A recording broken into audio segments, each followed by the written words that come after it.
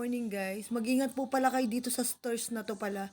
Ito po pala yung scammer na scammer po pala, I mean sa Shopee. Kapag po may mga ganyan po kayong nabasa tapos inilalagay po nila. Ngayon po kasi nagpalit na po siya ng pangalan eh. Dati po nakalagay diyan yung Brian na owner po. So ngayon naglagay po siya ng ibang number, nag-change number na siya.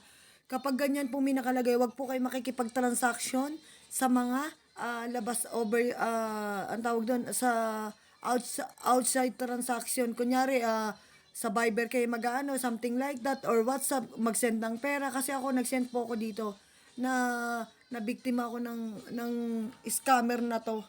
Ayan, hanggang ngayon po yung orders ko, hindi pa dumadating. So, ngayon, dati po nakapag-send na ako. Kulang-kulang 2,000 po. Tapos ngayon, nanghihingi na naman po siya ng additional na 1,100 daw sa madaling salita.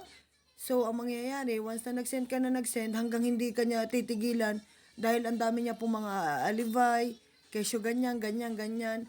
So, ako naman syempre, akala ko kasi walang scammer sa Shopee. So, by next time guys, maging aware po kayo sa tindahan na to. Ayan po. So, yan. Baka po kasi mabiktima kayo ng tindahan na to. Sa Shopee, ayan po. Oh. So, ngayon po, parang na-aware po sila, natakot yata. Kasi iniba na po nila yung kanilang name ng kanilang, yung contact person, no? Kasi tinakot ko po sila na ipapa MBI ko, whatever. So, almost 1 month na yata yung ano ko.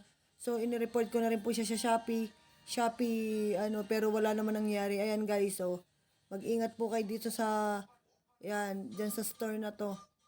Kasi, para yan, yung mga store pong yan, ng mga scammer, iniba na po nila. Kunyari ganyan, kumbaga pabalat lang po nila yan para maka-scam ng tao.